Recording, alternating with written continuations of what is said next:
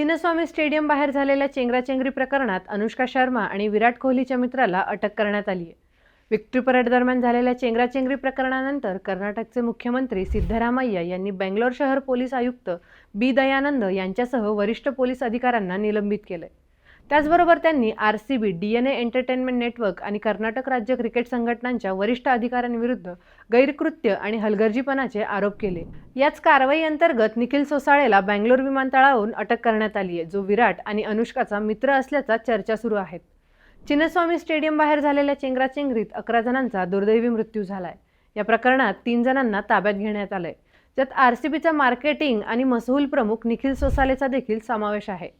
निखिल विराट आणि अनुष्काचा जवळचा मित्र असल्याचं बोललं जाते। निखिल डियागो इंडिया कंपनीत काम करतो। त्याची पत्नी मालविका ही अनुष्का शर्माची बेस्ट फ्रेंड आहे, त्यामुळे निखिलचे विरुष्कासोबत चांगले संबंध असल्याचं बोललं जाते। स्टेडियमवर अनेकदा तो अनुष्कासोबत दिसला आहे। दरम्यान त्याला अटक झाल्यानंतर सध्या त्याचे विरुष्कासोबतचे फोटो सोशल मीडियावर चांगलेच व्हायरल होत आहेत। निखिलवर सरकारने परवानगी दिली नसताना देखील आरसीबीसाठी अनऑफिशियल मार्केटिंग करून गर्दी जमवल्याचा आरोप केलाय।